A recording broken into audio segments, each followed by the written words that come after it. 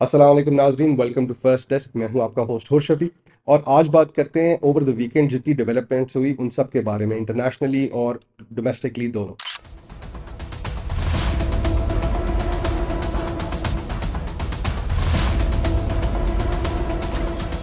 अल्लाह ताला ने मुहाफ़िज़ीन हरमैन का जो शर्फ है वो पाकिस्तान को दिया। वाशिंगटन टाइम्स ने जो है पाकिस्तान और यूएस के टाइज को 2025 में डिस्क्राइब किया एज रेवोल्यूशनरी। उसके अलावा पाकिस्तान ने अंडर 19 एशिया वर्ल्ड कप जो है वो जीता है, उसको डिस्कस करते हैं। उसके साथ साथ सुहेल अफरीदी साहब ने एक एड्रेस किया और उसमें उन्होंने कुछ पाकिस्तान के बारे में बातें की, केपी के बारे में बातें की, टेररिज्म के बारे में बातें की, उनको डिस्कस करते हैं। और आसिम मुनीर साहब की जो कल एड्रेस था उसको भी डिस्कस करते हैं। लेकिन उससे पहले आपसे रिक्वेस्ट है कि वीडियो को अगर पसंद आए तो लाइक और शेयर ज़रूर कीजिएगा और चैनल को सब्सक्राइब करें। और अगर आपकी कोई अपनी राय तो वो कमेंट्स में ज़रूर दीजिएगा, उससे हमारी बहुत हेल्प होती है। सो वाशिंगटन टाइम्स ने जो है उसमें एक आर्टिकल आया जिसमें उन्होंने डिस्क्राइब किया कि पाकिस्तान और यूएस के जो 2025 के रिलेशंस है वो रेवोल्यूशनरी थे। वाशिंगटन की जो पहले पॉलिसी थी साउथ एशिया के अंदर, इंडिया फर्स्ट पॉलिसी, वो उन्होंने रिजेक्ट कर दी, उसको छोड़ के पाकिस्तान को जो है वो फर्स्ट प्रायोरिटी पे रख लिया। और उसकी जो मेन वजह साइट की गई जो मे की वॉर की परफॉर्मेंस थी, उसके अलावा जो डिप्लोमेटिक टाइज, जो ट्रेड रिलेशंस ब्रेक डाउन हुए यूएस के इंडिया के साथ, उन सब चीज़ों को मद्देनज़र रखते हुए इंडिया यूएस ने जो है इंडिया को वो साइड लाइन करना शुरू कर दिया। और पाकिस्तान के साथ जो कोऑपरेशन एक्सट्रीमिज़म पे, टेररिज्म के ऊपर भी थी, उससे बढ़ती हुई बात आगे उसके बाद फिर ट्रेड रिलेशंस पे गई और पाकिस्तान के मिलिट्री कोऑपरेशंस विद यूएस, उसके साथ ट्रेड रिलेशंस बेहतर होते गए। और अब यूएस जो है वो साउथ एशिया के अंदर टॉप प्रायोरिटी पे पाकिस्तान को रखता है। और ये जो डिस्प्लेजर था यूएस का इंडिया के साथ, क्योंकि इंडिया को उन्होंने बहुत प्रायोरिटाइज किया but India failed again and again, कि वो दिखाता कि वो रीजनल स्टेबलाइजर के तौर पे काम कर सकता है, एक साउथ एशियन पुलिस स्टेट के तौर पे काम कर सकता है। और इस डिस्प्लेजर को हमने देखा डोनाल्ड ट्रंप के बहुत से एड्रेसेस के अंदर। उन्होंने बार बार एक बात करते थे कि इंडिया के 7 जेट्स गिर गए, 8 जेट्स गिर गए, तो बहुत ही जिल्लत फेस करनी पड़ी इंडिया को। उसके साथ साथ टैरिफ्स भी लगाए गए अप टू 50%। तो इन सब चीज़ों को देखते हुए जो है ये हमें पहले भी नज़र आ रहा था कि इंडिया की तरफ से जो है यूएस की जो पॉलिसी है वो शिफ्ट हो चुकी है towards Pakistan. But Washington times का इस चीज़ को एक बहुत इन डेप्थ एनालिसिस है जिसको ऑब्वियसली हम तो उसका क्रक्स बताएंगे। ये डिफाइन करके एक स्टैंप लग गया अब। उसके साथ साथ आसिम मुनीर साहब के साथ भी हमने देखा यूएस की भी 2 मुलाकातें हुई, पाकिस्तान के प्राइम मिनिस्टर भी उधर गए। और आसिम मुनीर साहब को अभी कल जो है संडे के दिन वो सऊदीया की तरफ से एक बहुत बड़ा जो है वो ऑनर मिला है, उनको एक मेडल दिया गया है। जो सऊदी डिफेंस मिनिस्टर हैं प्रिंस खालिद बिन सलमान, उन्होंने अवार्ड किया सीडीएफ आसिम मुनीर को एक award, the king Abdul Aziz medal of excellent class. और ये मेडल जो है ये दिया गया किंग सलमान के ऑर्डर के ऊपर। ये जो मेडल था ये फील्ड मार्शल आसिम मुनीर को इस रिकग्निशन में दिया गया कि जो स्ट्रेटिजिक और मिलिट्री कोऑपरेशन के मुआहदे हुए हैं अभी पाकिस्तान और सऊदीया के बीच में, उन सब चीज़ों को मद्देनज़र रखते हुए और उन जो उनकी एफर्ट्स थी इस इन टाइज को बेहतर करने में, उस सब को जो है वो मद्देनज़र रखते हुए रियाद के अंदर एक मीटिंग हुई, उसके अंदर इनको ये एजाज़ हासिल हुआ। उसके साथ जो एक और बहुत खुशी की पाकिस्तान के लिए न्यूज़ है वो ये है कि पाकिस्तान ने अंडर 19 एशिया वर्ल्ड कप जीत लिया। और ये फाइनल जो हुआ, इससे भी बड़ी बात थी कि ये फाइनल हुआ भी इंडिया के अगेंस्ट।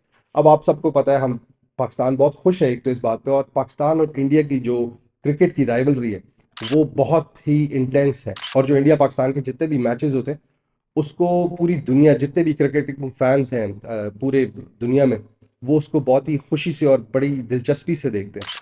और बहुत दफ़ा पाकिस्तान भी हारा है, बहुत दफ़ा इंडिया भी हारा है, लेकिन ये चीज़ हमें पाकिस्तानियों को देखने में बड़ी खुशी हुई कि अब जो आने वाले हमारे प्लेयर्स हैं, जो आने वाली हमारी टीम्स हैं, वो बहुत ही अच्छा परफॉर्म कर रही हैं और वो प्रेशर नहीं लेती इंडियन टीम का। और वो ग्लोबल प्रेशर जो पाकिस्तानियों की तरफ से अपनी टीम के ऊपर भी होता है कि इंडिया से जीतना है। और ये देखते हुए बड़ी खुशी है कि आगे जाके बेहतर होगा, हमारी टीम्स जो हैं वो और बेहतर परफॉर्म करेंगी इंडिया के खिलाफ, अगर इस लेवल से ही वो इंडिया को बीट कर रहे हैं और इंडिया के साथ वो प्रेशर नहीं लेते इस चीज़ का। एक और मसला भी है कि पाकिस्तानी टीम बहुत अच्छी थी, पाकिस्तानी प्लेयर्स बहुत अच्छे हैं, जब वो लेकिन थोड़े एक बड़े ओहदे पे पहुंचते हैं, उनको फेम मिलता है, तो वो अपनी परफॉर्मेंस जो है वो ख़राब करना शुरू कर देते हैं। होपफुली क्योंकि इनको शुरू से ही फेम भी मिलेगा और शुरू शुरू से ही इनको इंडिया को हराने का एक एजाज़ हासिल हुआ है, तो ये इस चीज़ का आइंदा कभी प्रेशर भी नहीं लेंगे और ये इसी तरह परफॉर्म करेंगे। तो बहुत अच्छी न्यूज़ है, आगे जाके देखते हैं इसमें क्या होता है। हमारे अंडर 19 टीम में से नेशनल टीम में कौन कौन आता है अब आ जाते हैं थोड़ा सा डोमेस्टिक इश्यूज़ के ऊपर। संडे को जो है सलमान अकरम राजा ने एक एड्रेस करते हुए एक बात की। उन्होंने कहा जो ये तोशाखाना केस में 17 ईयर्स का सेंटेंस मिला है बुशरा बीबी और इमरान खान को, उन्होंने उसको कंडेम किया, क्रिटिसाइज़ किया। और उसके साथ साथ उन्होंने कहा कि इमरान खान साहब की जो उनके लॉयर के साथ सलमान सफदर के साथ जो उनकी मुलाकात हुई है, उसमें उन्होंने बताया कि खान साहब ने एक स्टेटमेंट दी है कि या तो वो पाकिस्तानियों को आज़ादी दिला के रहेंगे या वो शहीद होके रहेंगे। तो इससे पता लग रहा है कि इमरान खान साहब के पास अब कोई जो है वो रह नहीं गया तरीका। उनको पता है कि अब वो इन केसेस के अंदर फंसे रहेंगे। जो उन्होंने जो भी उन्होंने हरकतें की अपने टेन्योर में गवर्नमेंट में आते हुए, उसको उनको फेस करना पड़ा, अकाउंटेबिलिटी फेस करनी पड़ी, and he does not see a way out. तो उन्होंने दोबारा से कॉल दी है अपने सपोर्टर्स को कि अब वो रोडों पे निकलें, अब वो जो है दोबारा प्रोटेस्ट करें। और इस पे असद कैसर ने जो है वो एक बात की कि हम अब रेजिस्टेंस शो करेंगे, हमने अपनी कॉल दे दी है कि दोबारा लोग जो है वो प्रोटेस्ट करें। लेकिन क्योंकि वो इस वक्त जेल से बाहर है असद कैसर साहब, तो उन्होंने ज़रा धीमी बात की, साथ उन्होंने उसको थोड़ा सा अच्छा टच दिया, पीसफुल टच दिया। उन्होंने कहा ये प्रोटेस्ट जो होंगे वो डेमोक्रेटिक भी होंगे, पीसफुल भी होंगे, and in line with the constitutional principles होंगे। तो कहने को तो बड़ी अच्छी बात है, पीसफुल प्रोटेस्ट जो है हर पाकिस्तानी का राइट है, करना चाहिए।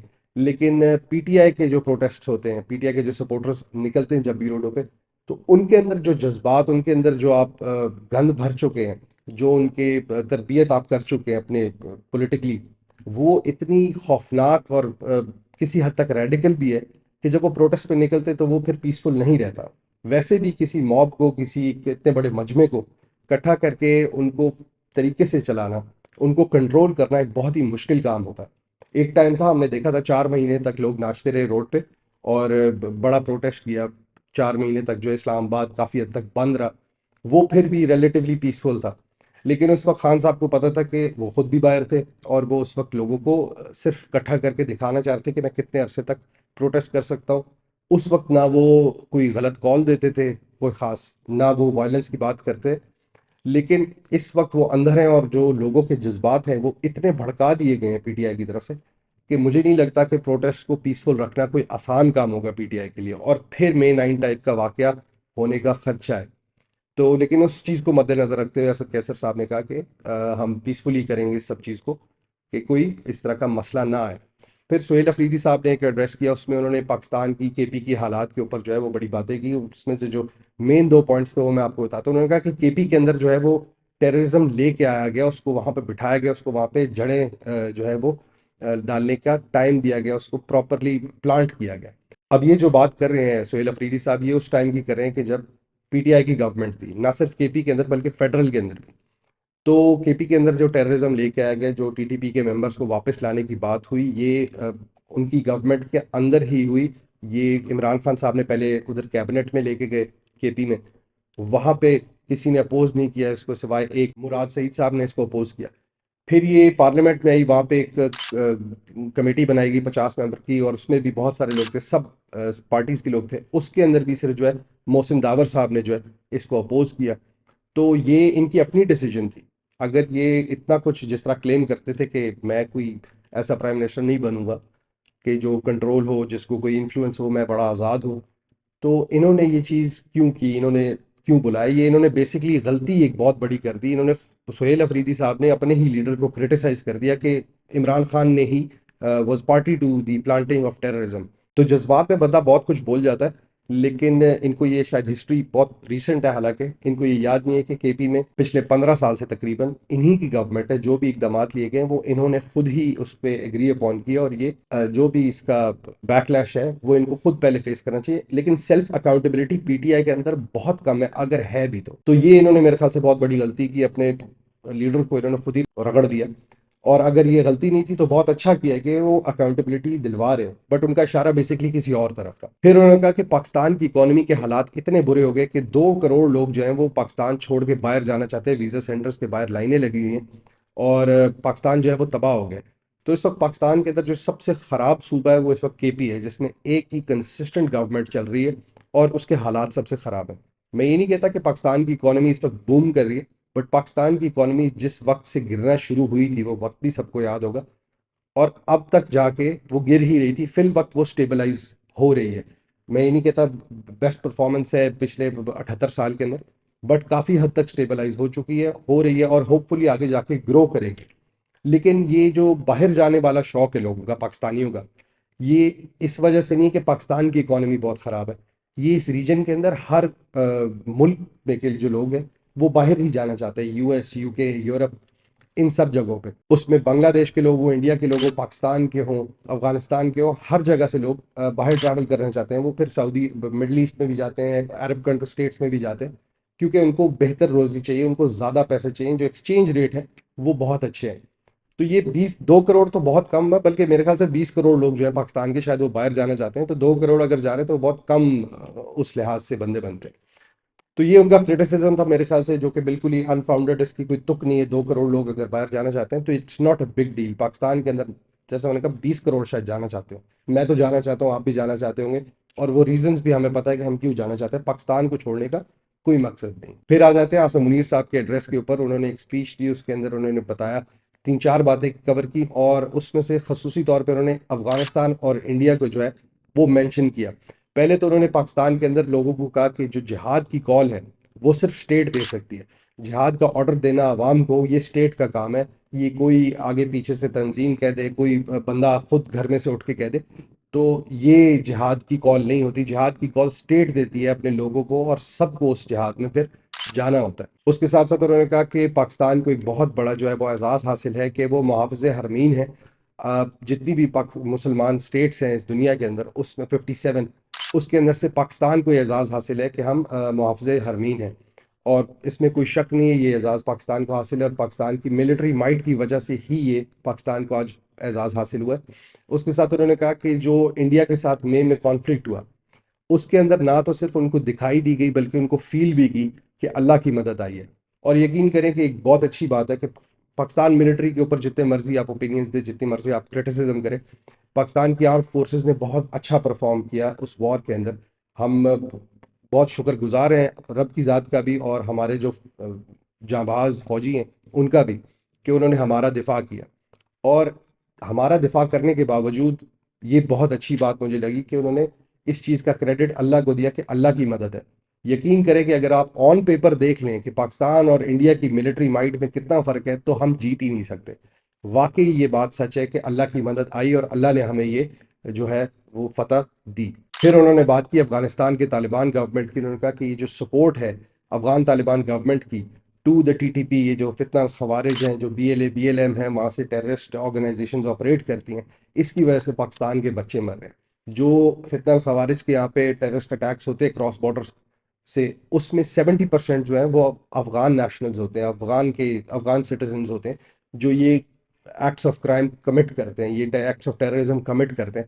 उन्होंने कहा कि अगर अफगानिस्तान को अब चॉइस फेस करनी पड़ेगी, या तो वो टीटीपी को सपोर्ट करे, जो उनके इंटरनल मसले हैं उसकी वजह से मेरे ख्याल से टीटीपी जो है, अफगान तालिबान जो है वो टीटीपी को बहुत ज़्यादा सपोर्ट करते हैं और उनके खिलाफ इकदाम नहीं लेते। लेकिन फील्ड मार्शल आसिम मुनीर ने ये बात क्लियरली की, स्टेट की, कि अगर अफगानिस्तान चाहता है कि वो टीटीपी को सपोर्ट करे और उनकी मदद लेता रहे, तो फिर पाकिस्तान के साथ जो है वो टाइज ख़त्म करने पड़ेंगे। आइदर चूज़ टीटीपी और गुड टाइज विद पाकिस्तान, जो ट्रेड रिलेशंस है हमारे वो रिज्यूम हो, और जिस तरह अफगानिस्तान और पाकिस्तान आपस में कोऑपरेट करके एक बड़ी अच्छी ताकत बन सकते हैं खत्ते के लिए पूरे, वो बने। तो ये चॉइस अब उन्होंने छोड़ दी अफगानिस्तान के ऊपर। अब देखते हैं अफगानिस्तान का इस पर क्या रिस्पॉन्स आता है। अफगानिस्तान अभी तक तो किसी भी पीस टॉक्स के अंदर पाकिस्तान के साथ कोऑपरेट नहीं कर रहा, इंटरनेशनल बॉडीज़ के साथ भी नहीं कर रहा, जो मीडिएटर्स होते हैं उनके साथ भी नहीं। और ओवरऑल पाकिस्तान के हालात बेहतर ही लग रहे हैं, बट जो जो इंटरनल इंस्टेबिलिटी, थोड़ी पॉलिटिकल टेंशंस चल रही हैं ये, और जो क्रॉस बॉर्डर टेररिज्म है, इन सब चीज़ों को इस वीकेंड के ऊपर जो है इनके ऊपर बहुत बातें हुई, इसके ऊपर बड़ी डेवलपमेंट्स हुई। तो ये था हमारा आज का एनालिसिस। अगर आपको पसंद आया तो वीडियो को अगेन लाइक और शेयर कीजिएगा, और चैनल को सब्सक्राइब करें। हम कल दोबारा मिलते हैं। अस्सलाम वालेकुम।